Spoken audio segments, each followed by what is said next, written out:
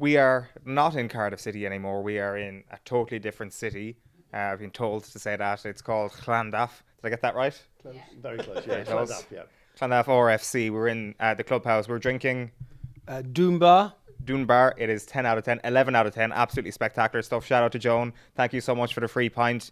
We are here and we've got Paul and we've got Adrian here with us, two stalwarts of Llandaff RFC. Paul, we might just start with yourself. I mean, this is a club that is set up in an unbelievable location, of course, just outside Cardiff City. Talk us through a little bit about the club and the prestige of the club.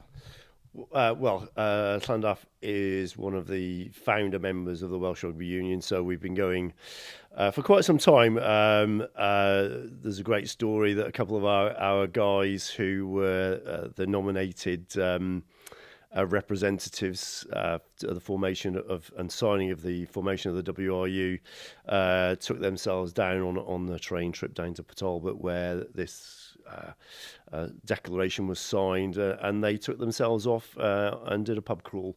So there is a bit of speculation whether we were one of the founder members of the WRU or whether we were just kind of like, passers-by on the night and had a few beverages on the side. So, but yeah, we were definitely there at the first meeting.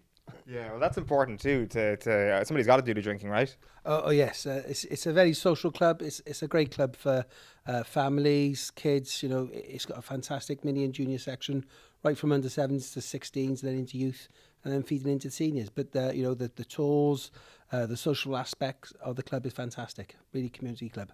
And serious pedigree as well. When you look at some of the names that have been attached to just even the Welsh team, when you go out there and look at some of the jerseys, this is a club that has produced some of the great players.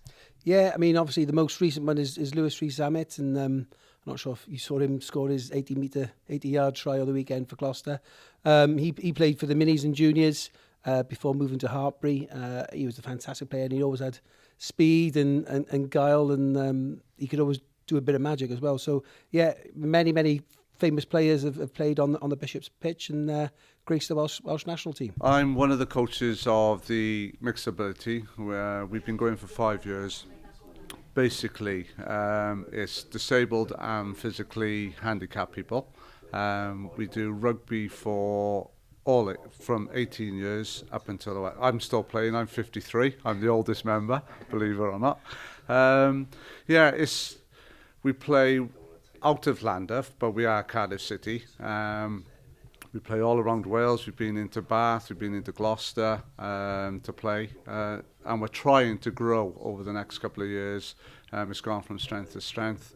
It's touch rugby and it's full-on physical rugby as well. So how does that work?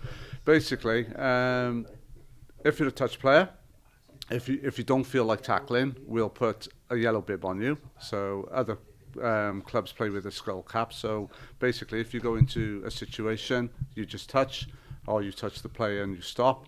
But all the rest of the players, it's full-on rugby as a normal game. It's how you feel about playing the game, because a lot of people at the beginning are frightened of playing rugby. Because with myself, I didn't come back after 20 years of playing. We have veterans playing as well, and we've had girls playing touch. And we've got people who lack confidence, but then we got other players who are just full on, which is absolutely... So it's sport for all, without a doubt. There's no scrummaging, it's passive scrums, passive line out. So the only physicality is tackling, basically. So we are here with two parents of the next generation of Llandaff RFC stars. Probably school age for these boys at the moment. Certainly in the school our boys are in, football is probably the king. But we live in Wales, so Welsh rugby is always going to be dominant. But maybe in the cities, certainly in Cardiff, football's probably a slightly bigger sport in terms of participation levels. Right. And what's your experience? Cricket a little bit as well. We were just talking earlier that there is quite a reach in terms of cricket at a young level. Again, similar from the area we're from. There's a good sort of club setup there in terms of a number of teams through the age group. So cricket would probably be a close third, I suppose.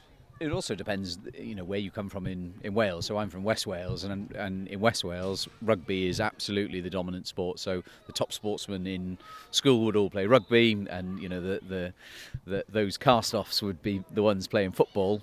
Hi, I'm Tristan. My favourite rugby player is Rees-Zammit. Hello, I'm Noah, and my favourite rugby player is Dan Bigger.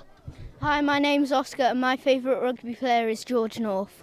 I was chatting to you earlier, Oscar. Who's your second favourite rugby player? Brian O'Driscoll. That's a non-Welsh man. How does that go down with your friends? Not well. And tell me, you would be pretty young to remember Brian O'Driscoll actually playing. So how did you come across him? YouTube. Yeah. And my dad told me he was the best centre in the world. What is the full-time score going to be on Saturday? I think it's going to be 29-32 to Wales. Okay. I think it's going to be 10-0 to Wales. Oh!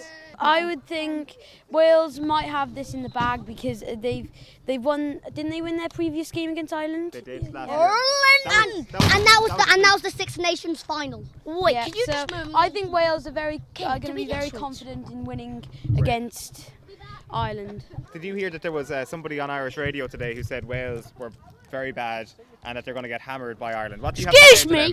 That's a bit offensive to us because we're Welsh. You could just keep your own opinion to yourself and not say it. So if you've got nothing good to say, don't say it. I agree.